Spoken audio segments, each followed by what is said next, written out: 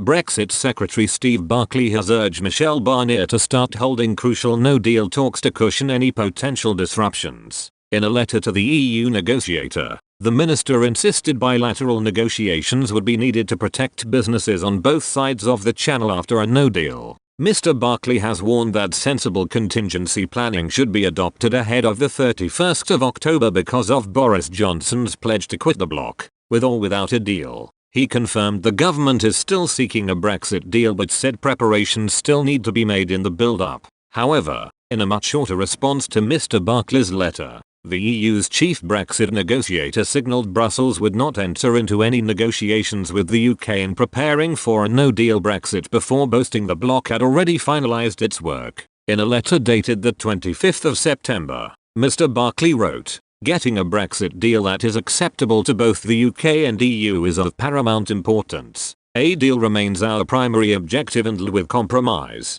flexibility and creativity on both sides I believe this is possible," he added. "I also touched on our no-deal preparations when we met. It is the responsibility of both sides as far as possible to protect our citizens and to prepare our businesses for the possibility that, despite all our efforts, agreement cannot be reached on the withdrawal agreement and political declaration." Mr. Barclay then urged the EU to share information as the UK and Brussels need either to improve our mutual readiness or put in place practical mitigations that work for us both. He added, "I hope that the EU and UK official can now exchange information and discuss and respective plans to ensure we meet our objectives." Mr. Barclay then asked the European Commission to signal to member states that it does not object to prudent bilateral discussions in areas in which the Commission does not wish or need to act. But the letter provoked a furious response from Mr. Barnier, who insisted the EU is better off preparing itself for no deal. The Brussels bureaucrat said, "As we mentioned in letters to you and your predecessors, we believe that the withdrawal agreement is the best way to protect citizens and businesses. Every issue raised in your letter, from trade in goods to citizens' rights and data flows, has already been addressed comprehensively in the withdrawal agreement. There is no other way to achieve all the benefits that the withdrawal agreement provides." Mr. Barnier boasted that the EU's no-deal preparations are finalized and will not change in the coming weeks. He also hit out at his negotiating counterpart's use of flexibility and creativity. The negotiator added, "As you know, the EU has already shown considerable flexibility and creativity throughout the negotiations and we are open to consider all legally operative solutions that meet all the objectives of the backstop. I am looking forward to seeing you in Brussels to discuss any solutions or ideas you may have in this respect." British officials have told their negotiating counterparts in Brussels that they can expect an alternative text to the controversial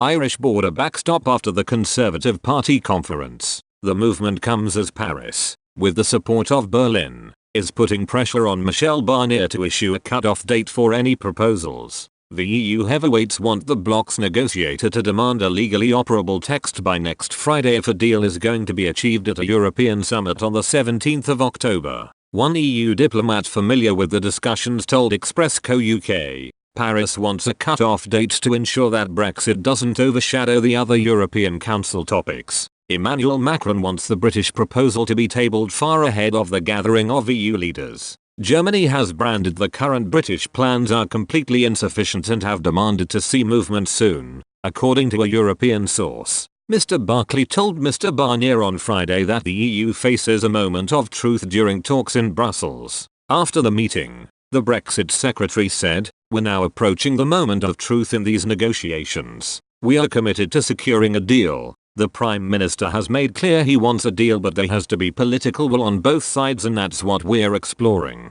He added, "There's still a long way to go. I think we are coming to the moment of truth in these negotiations. We will see if there is political will on both sides. We are committed to securing a deal. We're committed to leaving on the 31st of October but that deal has to be without the backstop. Parliament has rejected the backstop 3 times. I have been very clear with Michel Barnier and Task Force 50 in the negotiations. The backstop has to go. But with goodwill on both sides a deal can be done." Friday's discussions are said to have ended in acrimony and with little achieved, according to an EU diplomat. After also meeting Mr. Barnier earlier on Friday, Simon Coveney said there is still a significant gap between both sides. Ireland's Deputy Prime Minister told reporters, There are still significant gaps between both sides. A serious proposal coming forward from the UK side that hasn't happened yet. Until there's a serious proposal in writing that can be the basis for a negotiation, then the gaps that are wide at the moment will remain and time is running out. We need to move this process on, but really the onus is on the British Prime Minister